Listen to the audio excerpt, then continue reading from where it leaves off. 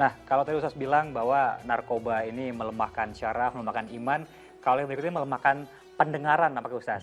Jadi ada puluhan sepeda Mm-mm. motor yang diamankan oleh aparat kepolisian dalam razia knalpot bising di wilayah Tasikmalaya, Jawa Barat. Akhirnya para pemilik motor yang mayoritas para remaja itu diminta untuk menggantinya dengan knalpot yang normal. Kita simak dalam liputan berikut ini.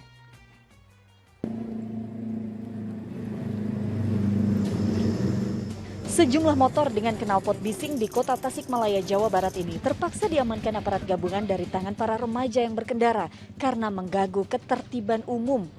Hampir 50 kendaraan dikandangkan karena kedapatan menggunakan knalpot bising di Jalan Hazet Mustafa. Sepeda motor para remaja itu ditahan sampai mereka bisa menggantinya dengan knalpot yang normal. Sementara orang tua mereka turut dipanggil guna dilakukan pembinaan bersama putranya. Motor ini kita lakukan operasi dalam arti penertiban.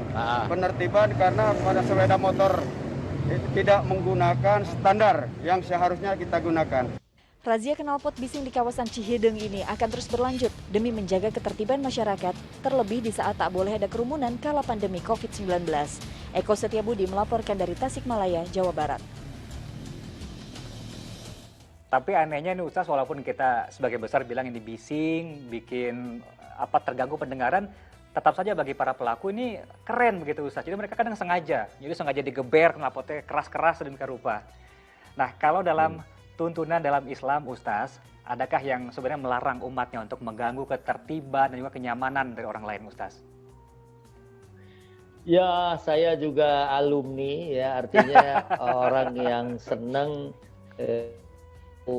knalpotnya atau motornya dimodifikasi berbeda. Tapi saya dan anak-anak selalu memperhatikan regulasi gitu ya. Karena kan Sudah ada yang ngatur gitu ya. Mungkin kalau diukur dengan alat kebisingan ya itu bisa dilihat berapa desibel yang diperbolehkan gitu ya.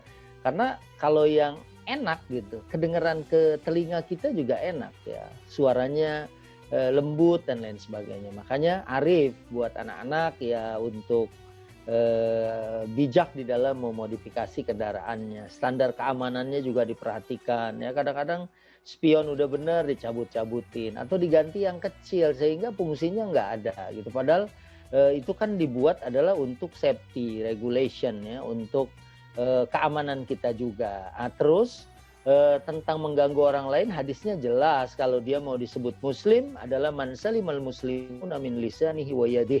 Yang dinamakan muslim adalah seorang yang tidak mengganggu dengan lisannya, dengan mulutnya atau dengan tangannya. Ya, ini kan hasil oprekan gitu ya, hasil tangan gitu. Jangan sampai kemudian mengganggu, apalagi lewat tempat ibadah, kemudian imam lagi baca Fatihah sampai lupa ya karena ngedengar suara knalpot yang bising, atau mungkin ada orang yang sakit dan lain sebagainya. Yang pasti kita tidak boleh memberikan gangguan baik dengan lisan maupun dengan tangan kita kalau mau disebut sebagai seorang muslim.